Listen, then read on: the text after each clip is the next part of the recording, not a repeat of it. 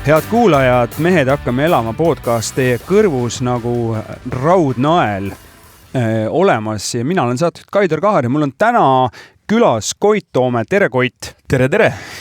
No ma ei tea, kui vana sa üldse oled, sa näed välja nagu igihaljas särad igas asendis. No ma saan siin 3 nädala pärast 46. Ära jama. Ja.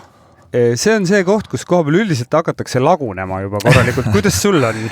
No ei ole et ei ole hullu, et siin nähed, õhtu täna lähen tennist mängima, et jah, no ikkagi vaata oma peas oled niikuinii kogu aeg 20 igavest, et iga enda jaoks on see number ainult nagu number ja saad küll aru, et päris palju on nagu juba toimetatud.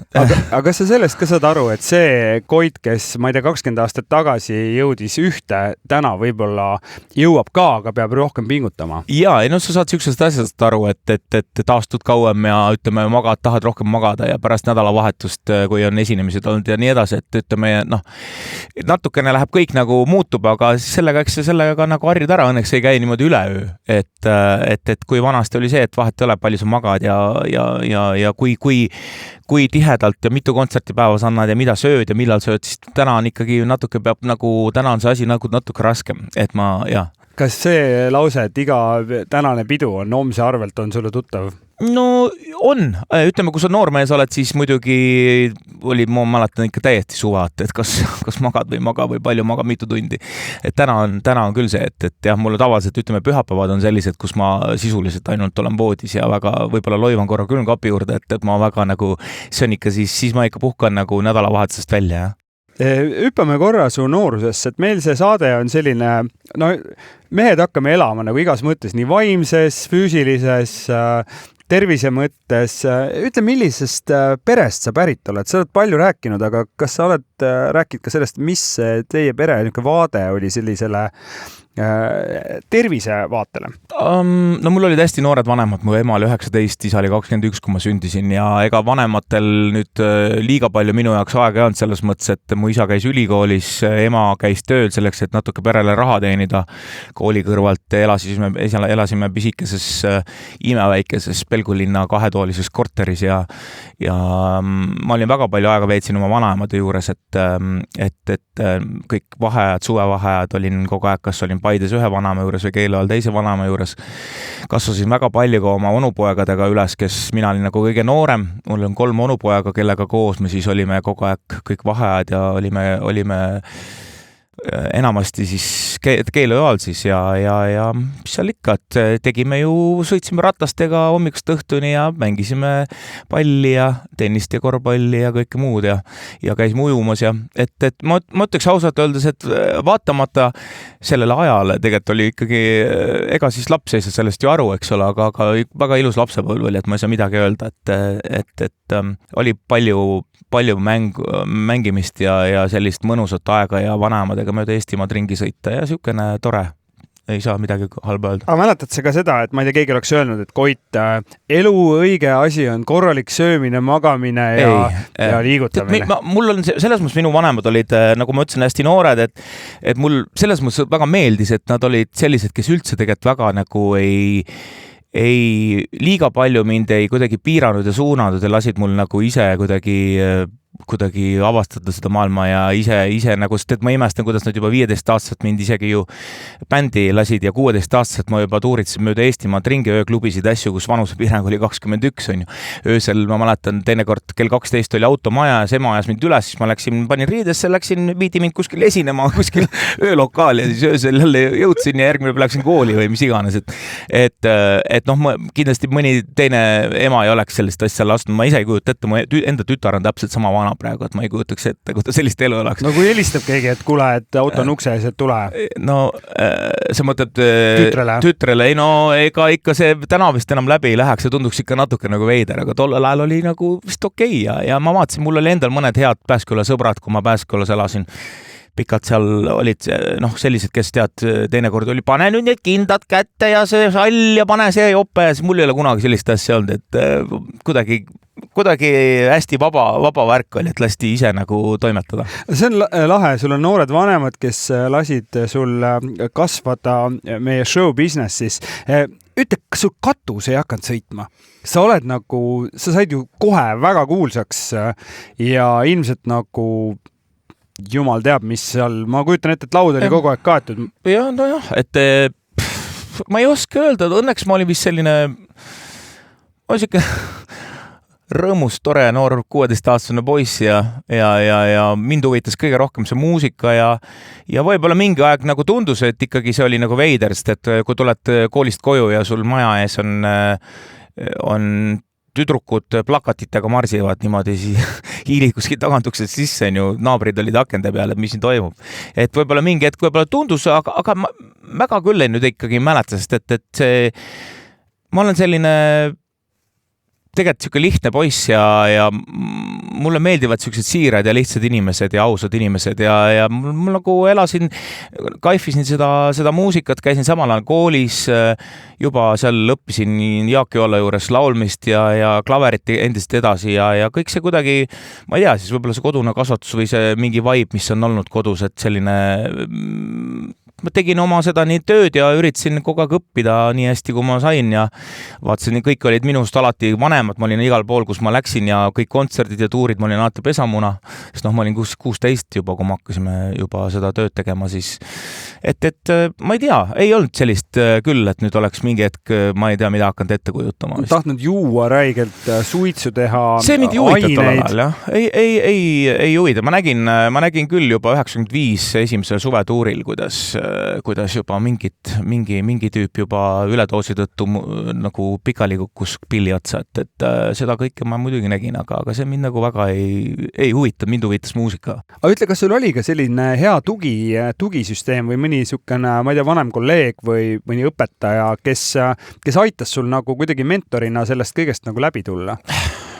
Otseselt nagu ei olnud sellist, et meil oli alati kaasas üks Jaak oli, kes meiega käis kontserditel ja Saara oli minust ju 4 aastat või 4,5 aastat vanem on just, et ma ikka tollal ajal tundus päris suur vanuse vahest, et ma ikka mäletan, kuidas ma esimest bluusi all Pachoka kandsin, et natuke rohkem mehem välja näha, sest ma olin ikka tollal ajal täielik kõrend, et siuke ainult luu ja nahk ja üks on 16-aastane poiss, teine on 20-aastane naine juba, et seal on, aga ei, mul ei olnud, et kuidagi õnneks oleks võinud väga halvasti minna, aga õnneks kuidagi järelikult siis jah.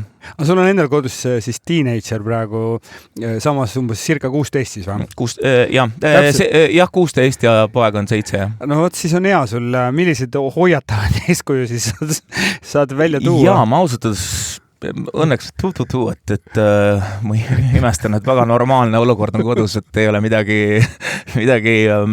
praegu mõtleb, mis ka ikkagi mis võiks olla, siis meil on väga kuidagi väga mõistlikult läinud ja praegu on kõik väga okei ja rahulik, et vaatame. Kui sa mõtled oma isa töö peale, et 2 last, see on päris suur väljakutse. On sul mingi missioon ka või midagi, mida sa tahad, mingisugune plaan? Milline isa sa tahad olla? Jaa, tahaks muidugi olla võib-olla parem isa, kui mul oli, ütleme. Et ma ei taha väga isiklikuks minna, aga meil oli teatud mõttes selline natukene dysfunctional family minu peres ikkagi ja olid mingisugused probleemid seal ja mingil hetkel ka ema-isa kolisid lahku. Et mul on üks asi, mul on kuidagi lapsest saadik on peas mingi mõte, et ma tahaks kindlasti, et ma ei tahaks kunagi oma lapsi ja peret nagu alt vedada, et kui ma oli kunagi mõte, et kui ma kunagi peaks abielluma, siis mul on olnud paar sellist eeskuju, keda on väga ilus vaadata vanast peast, kuidas on endiselt vaatamata katsumustele kokku jäädud ja siis tead, kui 70-aastased inimesed pärast õhtusööki teevad üksteisele põse peale musi ja ütlevad aitäh kallis, et seda on ilus vaadata, see on väga haruldane tänapäeva maailmas. ja kuna mul olid sellised minu onupere ja olid mõned sellised perekonnad, kes olid mulle, keda ma juba lapsest saadik kõrvalt vaatasin, kes olid mul suureks eeskujuks, et see oli, siis ma mõtlesin, et vaat see oleks üks ilus ideaal, mille poole püüelda, et ahvatlusi on maailmas väga palju igal hetkel, aga kui niimoodi suudaks ise elada, siis oleks väga, väga kena. No sul on selles suhtes hästi läinud, ma saan aru. Jaa, et selles mõttes, et mul on lihtsalt see, minu puhul on see keeruline, et on ju, kui esimese lapsega eriti, et siis lihtsalt mind ei olnud absoluutselt kodus, et kui Rebecca sündis, siis see oli minu kõige tihedamad karjääri sellised tegemise aastad, kus ma tegin ju üks projekt ajas teist taga, välismaal elamised, töötamised Soomes, Saksamaal, et see oli ikka väga, väga keeruline sellise elu kõrvalt, nagu elukutse kõrvalt, nagu väikest last kasvatada, aga siis lihtsalt rohkem jäi Kaia õlule, aga nüüd teise lapsega mul on nagu küll hea meel, et mul on saanud seda nautida palju rohkem ja teise lapsega palju rohkem kui nüüd koos olla. Aga ütle, kuidas Kaiaga see seis on, et sa saad aru, et pagan, see on nüüd liiga palju tööd, liiga palju mingit värki, et siin on vaja mingit garantiiremonti hakata tegema. Kuidas see teil käib?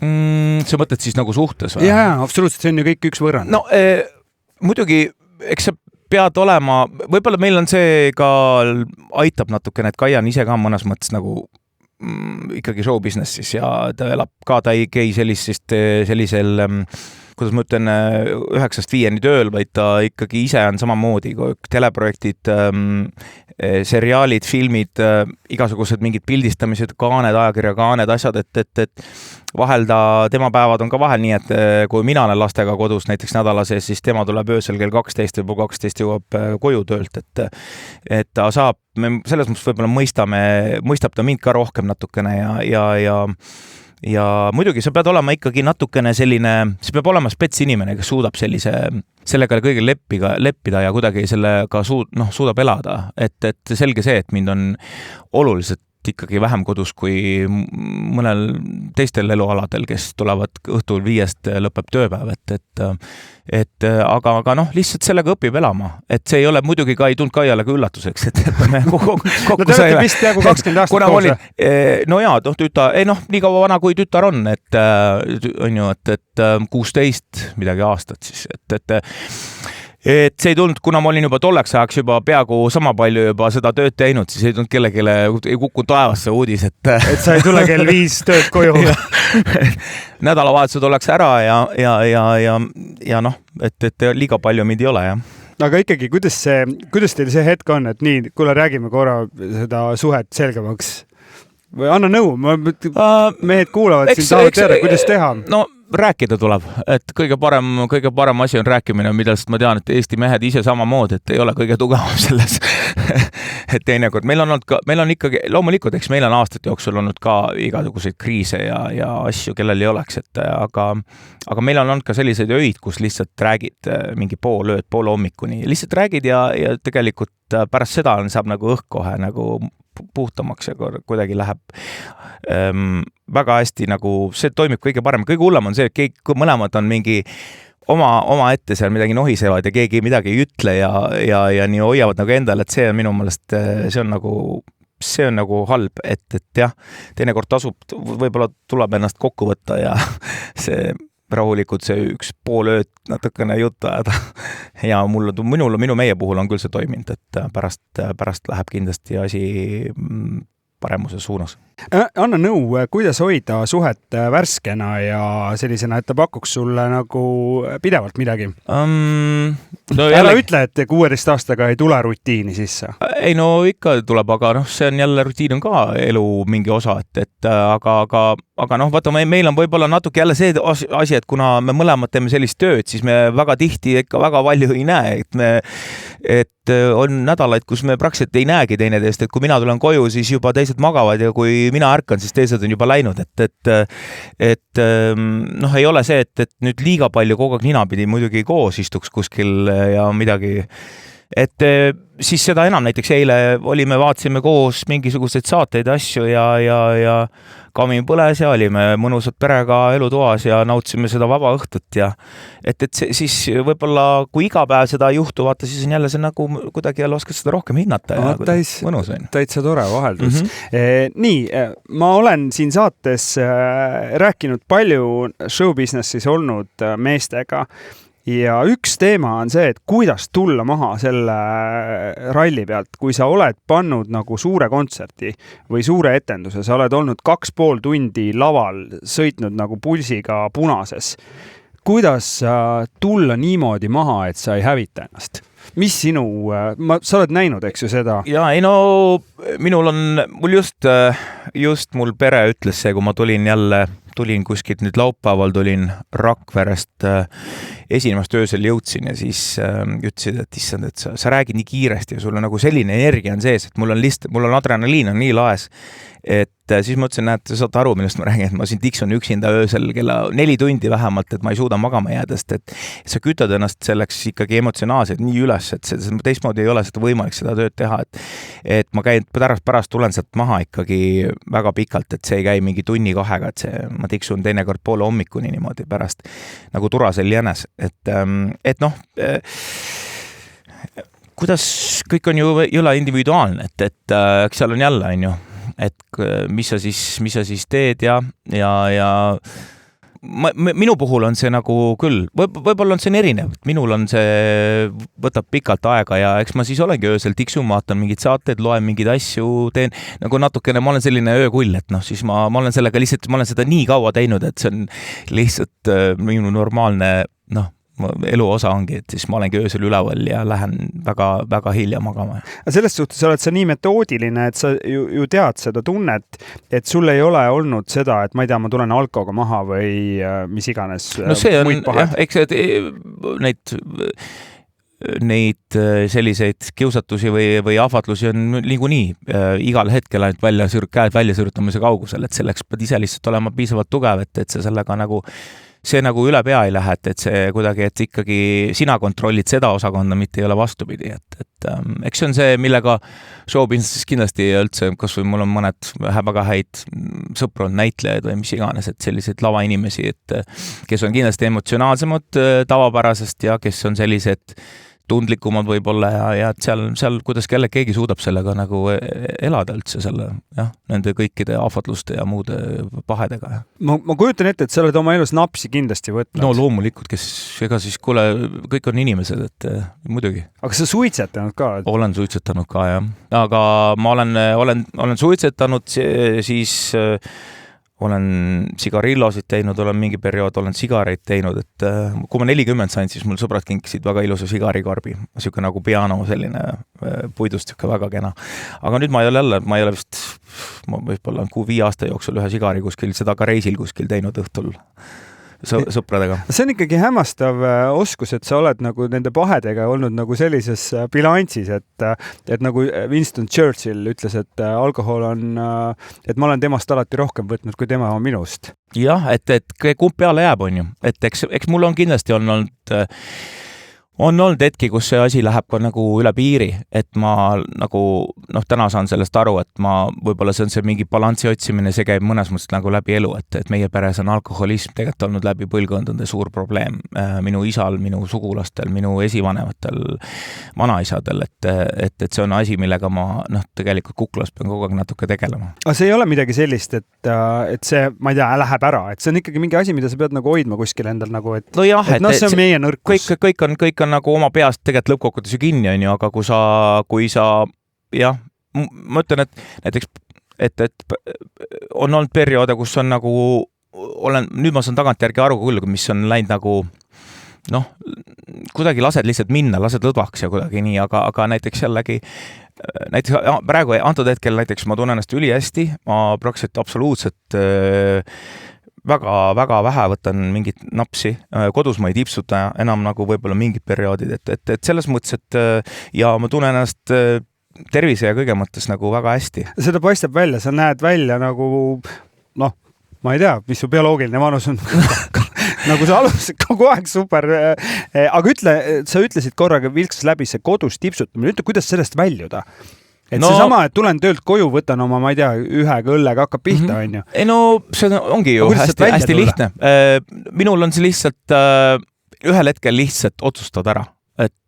Sest et see on ju nii lihtne, et lähed koju ja teed mingi veini või õlle või aga ma lihtsalt ühel hetkel minul oli muidugi ka lisaks kehakaal, et mul kehakaal lihtsalt aastatega hakkas muudkui tõusma, ma näen sellega kurja vaeva juba aasta, et ütleme, kui ma 40 sain, siis ma sain aru, et mul läheb nagu iga aastaga raskemaks, et kui ma seda tööd ka teen, et ma ei jaksa 2 tundi esineda niimoodi, et mul on sokid ka läbi märjad, et mul lihtsalt igi pritsib igalt poolt nina otsast ja noh, siuke, et ma tulin iga kord nagu basseinist oleks tulnud ja seda lihtsalt ma vaatasin, mul läheb endal nagu jube raske olemine, et ma hakkasin nagu mõtlema, et ma pean hakkama oma kehakaaluga mingi hetk ikkagi, mul alati on hea, kui mingi motivatsioon, et mille nimel nagu pingutada, näiteks praegu aasta lõpp, me läheme Maarjaga jõulutuurile, et ma otsustasin mingi 6 aega tagasi davai Koit, et võtame ennast kokku, ajame ennast aasta lõpuks tippvormi, praeguseks mul ilusti programm väga hästi töötab, ma olen juba poole alla võtnud, nüüd ma tahan veel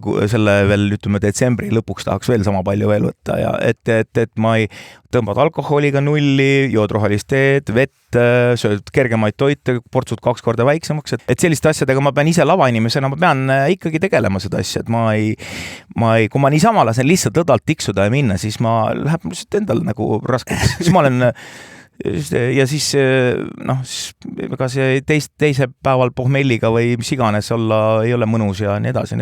Ei ole, aga ütle, kui sa kiirelt viskasid siia võrrandisse need oma harjumused, aga kui palju sul seal liikumist on? Kas sa jõuad seal, sul ka liikumisel oma roll? Ja, ma olen elus üritanud vist 3 korda hakata jõusaalis käima Soomes, kui ma elasin ja siis siin Eestis paar korda ja see on asi, mul ei ole sellist iseloomu, mul ei ole, et ma viitsiksin käia üksinda kuskil rauda tõstmas, aga mulle väga meeldis, ma noorena mängisin väga palju korvpalli ja nüüd ma mängin, kui me Tabasallu kolisime 10 aastat tagasi, 9 aastat, siis me tehti tennisekeskus ja ma lapsena mängisin tegelikult palju tennist, et ma väga armastan tennist ja nüüd me käime 2 korda nädalas tennist mängimas ja mulle väga meeldib, ma alati ootan, ma juba täna õhtut ootan, kell 6 on jälle tennist, nii et mis sind ootab, mis teie programm on täna? Paarismäng? Ei, 1-1 täna isegi, jah. Et ja vahel tuttavad mingid ärimehed kutsuvad, teinekord on keegi puudu, siis kutsuvad mind mängima sinna ja tänna ja nii et, aga mul tõesti, ma mäletan, me mängisime Keila ajal juba tennis, siis kui see vanad rasked vene reketid olid, reket oli sama suur kui isa olid juba mängisime seal, et see on, mul on kuidagi see hästi meeldib ja. Mul peab väike spordimoment juures olema, ma lihtsalt ei viitsi nagu mingit rauda tõsta. Kes su need sparringupartnerid on, keda ma võiks teada? No ma olen siin igasugustega mänginud ka turniiridel siin Mart Poomide ja siin mingite teiste meestega siin aga Levandiga ja, aga ma ise käime üldiselt Tabasalus käime mängima oma sugulastega, see on need samad onupoegadega, kellega ma üles kasvasin omal ajal. See on väga niisugune tore, ring on nagu täis saanud. Kes siis on kõvem, kas sina või onupojad? No midagi ei ole teha ikka. Onupojad? Ei. Mulle istub see asi kuidagi väga hästi. Ütle, kuidas sa ennast jaotad? Ma kujutan ette, et seda, nagu sa ütlesid, et tennise, ilmselt kui sa nagu laseksid oma kalendri vabaks, siis neid, kes tahaksid suga tennist mängida, oleks nagu küll ja veel, on ju. Et kuidas sa valid seda, mida sa teed ja kuidas sa jätad selle, mida sa ei pea tegema? No niikuinii juba aeg paneb ise asjad paika, et ma olen sellest ammu aru saanud, et mingite aastatega on mingi esimese õhinaga või mingi entusiasmiga mingi asi ostetud. Ma ostsin siis, kui COVID tuli ja kõik kalender tühjaks ja töötuna kodus istusin mingi 1,5 aastat enam kokku, seda aega oli. Siis ma ostsin talle Rotaxi kardi, ma mõtlesin, ma hakkan nüüd karti sõitma. kõik varustuse ja kõik asjad ja noh, tänaseks on see, et ma olen 1 korra jõudnud sellega sõitma. Palju õnne! et sa saad aru, tegelikult mingi periood käisime väga palju Jarek Kasariga merel on ju paadiga, käis igal pool Soome saarestikes ja kõik Eesti saared sõitsime läbi ja me olime ikka väga palju merel. Eriti just mõtlen, et siis, kui oli see COVID aeg ja siis, kui oli kõigil muusikutel oli vähe tööd ja oli siukene ebakindel imelik aeg. No õnneks oli teil vähemalt raha, et osta kütust. No olime, jah, aga kütus oli päris kallis, ma mäletan, aga noh, õnneks olime kõrvale natukene pannud, et saime lubada ka merel käimist, et sa saad aru, et tegelikult ega siis kõige kõigega ei jõuagi tegeleda, et sa pead lõpuks ikkagi leidma need asjad, mis sulle nagu kõige rohkem meeldivad ja noh, siis tuleb nendega tegeleda, et ei jõua mootorrattaga sõita ja paadiga merel käia ja seda ja teist ja ma ei tea, kardiga sõita ja et lõpuks tuleb mingi valikud tuleb teha. Aga näiteks töö mõttes, et kindlasti on ka väga sellist põnevat tööd, väga tasuvat tööd, täiesti pointless asju, mis lihtsalt annad sõrme ja tõmbab sul terve hinge ja lõpuks oled võlgu ka. Kuidas sa seda valikut teed? Või ma kujutan ette, et väga palju on saateid, kes üritavad sind endale kuidagi värbata. Ma olen üks neist.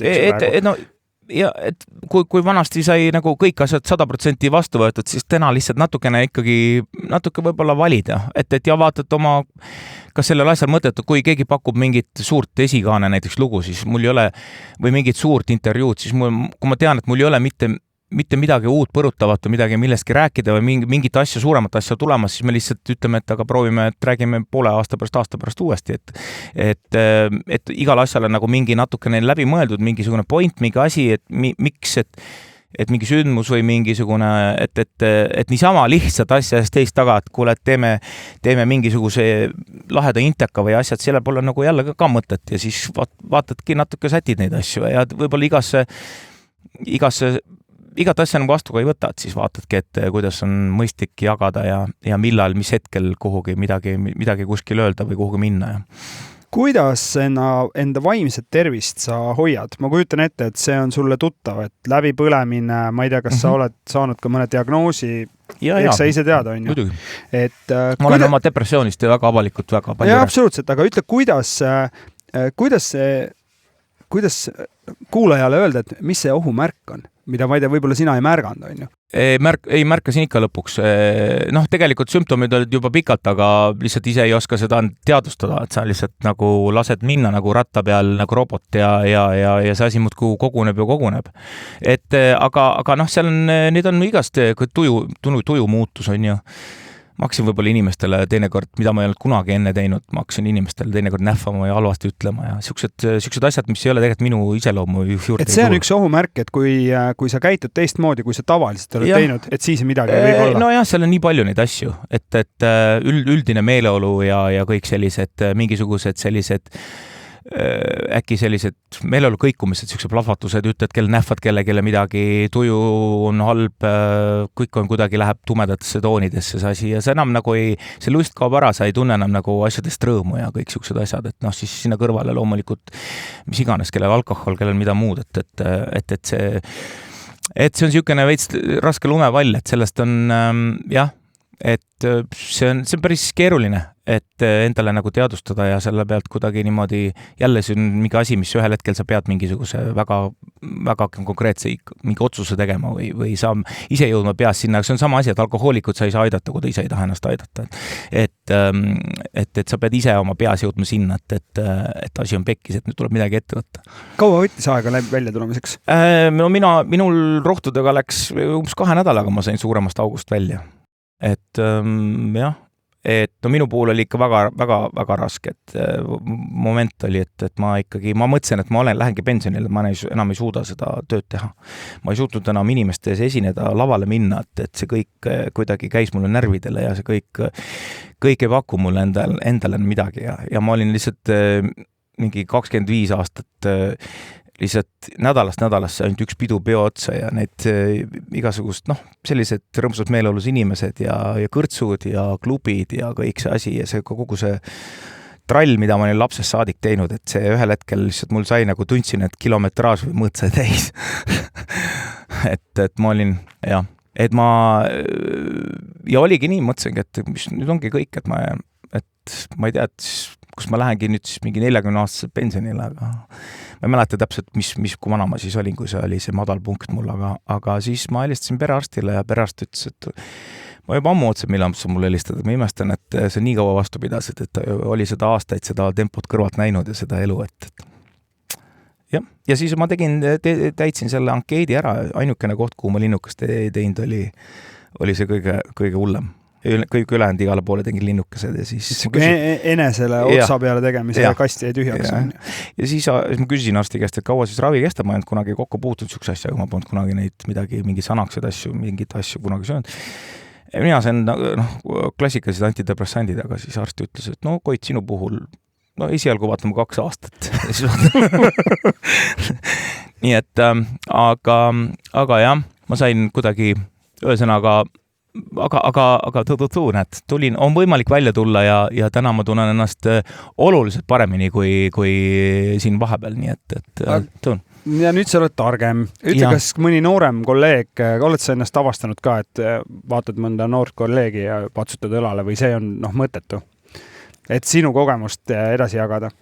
No, vaata, eks vanusega tuleb see natukene seda elutarkust ja kogemust ja neid kogemusi, et eks sa võib-olla oskad nagu märgata ja tähele panna küll, nagu vaata, täna tõesti oledki kogemuse võrra rikkam ja oskad neid asju nagu rohkem jälgida ja võib-olla, jah, et nojah, et ega siin ma ei ole üldse ainukene, väga paljud mul pärast seda, kui ma selle avalikult kuskil, ma ei tea, kui tuli mingi pikk lugu sellest, me rääkisime sellest, inimesed hakkasid mulle helistama ja kirjutama reaalselt, et aitäh sulle selle loo eest ja et see on mind nii palju aidanud ja umbes, et mul on endal ka need sellised hetked ja mured olnud ja asjad, et täiesti üllatav, mul tulid isegi esinemiste tulid inimesed juurde pärast kuskil tagaruumis, et kuule, aitäh selle ausa loo eest. No see on absoluutselt mõju, inimesed saavad endast aru, nad julgevad võib-olla sama asja ette võtta, nad ei tea, et midagi ongi valesti, et on võimalik midagi teha, et sellest sus aitäh, et sa jagad. Jaa, eriti tänapäeva maailmas, kus on nagu, tegelikult on ju, siukene mis iganes, siuke pingeline elu,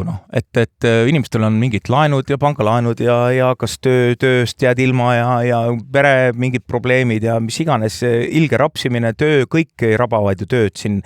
See on ju tüüpiline eestlase värk on ju nii kaua paned nii palju kui suudad on ju. Eestlane puhkab auas. Jah, et siuke ja see üksteisega konkureerimine juba lapsepõlvest täna, kui minu poeg läks esimesse klassi, siis ma vaatasin, mida ta kõik peab selleks läbi tegema, et üldse esimesse klassi saaks. Sai sisse ikka lõpuks. Sai sisse jah, aga kõik mingitest psühholoogidest lõpetas, ma ei tea milleni, et see oli, et sa hakkad nagu juba veel lapsest saadik hakkad kõigiga konkureerima, kes saab, kes ei saa, kes on parem, kes on kehvem, et see on selle pinge ja kõige konkureerimise ja kõige selle siuksest džunglist siin nagu mentali nagu jääda mõistlikuks ja sellest nagu välja tulla ja nagu sellega elada, et ega see ongi väga keeruline tänapäeva elu. Ütle, mis mussi sa paned peale, kui sa tahad enda tuju veidi parandada veel?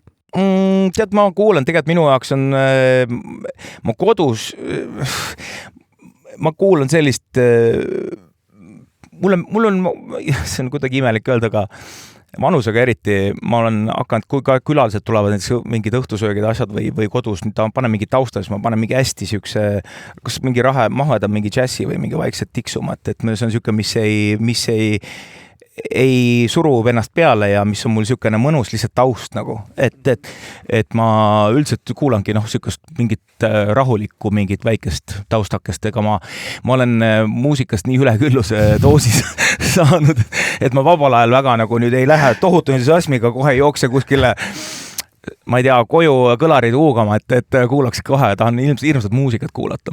Et ja ma vabal ajal tahan pigem nagu puhata kõrva ja olla vaikusest, nautida rahu ja vaikust. No kui ma peaks tegema sinust ühe filmi ja selle lõpukaadris sa sõidad mingi laheda masinaga päikseloojangusse, mis mussi sinna peaks panema lõppu? No oleneb tujust. On tujusi, kus me olime Jahrekiga Lantes paadiga, kaatriga hüppasime ja Miami Wice'i see et on nagu tujud ja olukorrad on väga erinevad. Kui ma kodus olen ja kamin põleb, mis on minu üks lemmiktegevus talvel, ma nii kui koju lähen, mul kohe peab kamin põlemat, et see on mul siukene kuidagi, ma ei tea, see on mingi teraapia osa vist vorm. Et siis ma panen mingi rahuliku maheda tiksu mingi peale mingisuguse baari või mingisuguse väikse džässi või mingisuguse kerge siukse tiks. Et lihtsalt see rahustab ja tõmbab siukene. Nii et jah, soundtrack vastavalt siis... Jah, vastavalt olukorrale. Jah, eks siis soundtrack dikteerib jälle selle sisu ka omakorda. Ma küsin sult veel viimase küsimuse. Mis sa teed oma vaimse ja füüsilise heaolu tagamiseks ja tasakaalu hoidmiseks? Me oleme sellest kõik see aeg rääkinud. Aita kokku võtta.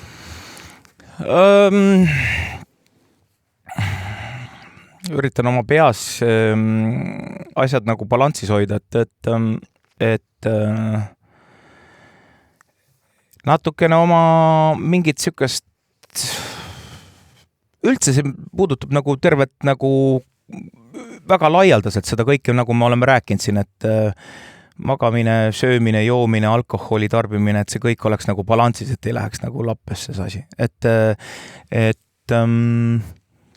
ja muidugi ka see, ütleme, siuke igapäevane ka, mina saan hästi palju oma lastelt näiteks, saan ka siukest nagu hästi siukest teab positiivset vibe'i, et ma kuidagi õnneks ei ole meil pikalt mingisugused ka kodus mingid suuri draamasid olnud, et selline ka mõnes mõttes võib-olla hea, stabiilne, rahulik elu, et sa saad nagu kodus seda tuge ja et see on, kodu on siukene sinu selline tagala ja sinu selline koht, kus mis iganes muu võib halvasti minna või keegi halvasti öelda või midagi on pahasti, siis lähed koju ja siis nagu mured kaovad, see on tore. Koit Toome, aitüma! Aitäh! Aitäh, et kuulasite Mehed hakkame elama podcast teie kõrvus. Kuulmiseni!